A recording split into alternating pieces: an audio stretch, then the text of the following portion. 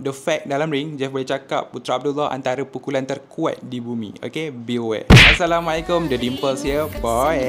Okay, untuk akhir tahun lepas dan awal tahun ni, kita dihidangkan dengan event yang cukup panas. Okay, antara Malaysia dan Indonesia, iaitu Beyond Combat 4. Okay, kalau korang yang mana belum layan lagi video Jeff yang lepas, korang pergi layan dulu. Okay, Jeff boleh cakap memang Jeff layan habis. Okay, memang gempak. Dan apa yang Jeff sendiri boleh cakapkan dalam siri event yang lepas, iaitu Beyond 4. Okay, memang mendapat sambutan yang sangat-sangat menggalakkan daripada penonton Malaysia dan Indonesia. Korang memang mantap. Okay, sampai sekarang menjadi satu fenomena. Jeff sendiri, okay, sampai sekarang Jeff tak sabar nak tunggu Beyond Madness dan Beyond 5. Okay, tapi tak sampai lagi Beyond 5 ni, lagi sikit nak sampai. Selos dia bawa pula event pukulan terkuat di bumi.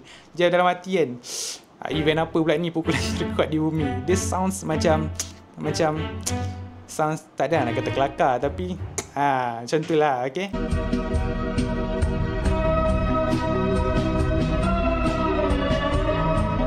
tapi bila dah layan, rasa syok. Okay, memang yelah, entertain, benda-benda entertain memang kita dah layan. Entertain macam Kelantan pula kita.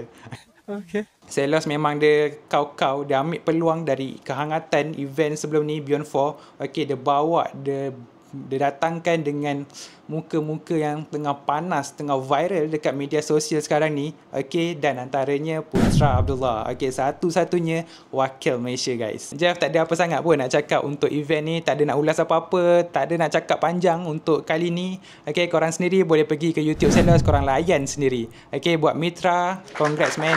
Okay, memenangkan acara ni. Dan untuk Putra Abdullah, well done. Okay, dapat top 4 pun dah nice. Tapi kalah ke menang, tak ada benda yang nak dibanggakan. Sebab ini event hiburan. Okay, korang layan je. Sebab lagipun bermain dengan mesin. Okay, kadang tersasar, meleset. Okay, tak semuanya perfect kena target and so on. But kita boleh tengok how consistent fighter-fighter ni punya pukulan. Well, sampai sini je untuk video kali ni. Jeff pun tak boleh nak bercakap meleret panjang video ni sebab korang sendiri dengar suara Jeff tengah tak okey, serak-serak basah. Okay, kan macam rock pula dengar. Dan untuk Selos, okay, salute bro, salute, good job. Okay, sebab menaikkan nama sukan combat dekat Asia. Okay, Jeff sokong dan korang shoot tu. Sebab ini adalah salah satu inisiatif yang bagus. Okay, kita boleh tengok ini sebagai satu yang positif. Okay, untuk sukan combat Asia. So, sampai sini je, Jeff pun dah tak larat dah ni.